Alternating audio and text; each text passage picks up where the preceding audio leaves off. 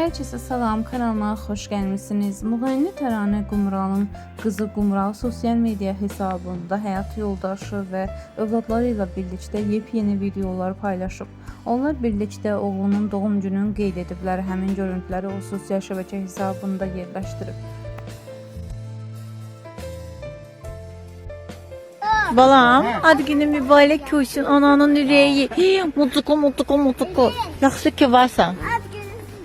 Uş sənə qurban. Mən indi gəlib çatmışam, yenə də bizim doğma məkanımız olan Afbiçə.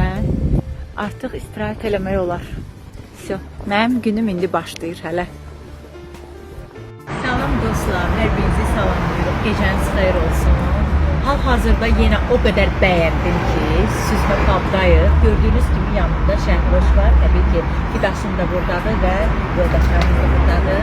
Hamınızı salamlayırıq. O günləri Şəhlacının az günüdür. Ona görə dedim Şəhroş, geç də olsa ki, gedək süzmə qabda qeyd edək özünüz kimi. Oturaq.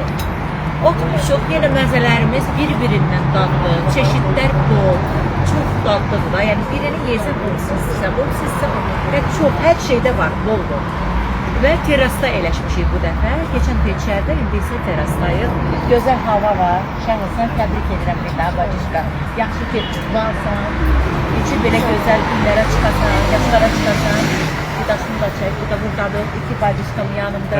Təbriklər. Təbrik edirəm. Təbrik edirəm mən də səni. Evet canım, sağ olasın. Süzmə pubdayıq, vurğulayacağım. Mütləq gəlin bura. Həqiqətən qiymətlər münasib, daddakı, möhtəşəm, çeşiddəki bol. Hələ gəlir ha. Yox sözü yox. Hələ gəlir. Məzələrimiz gəlir.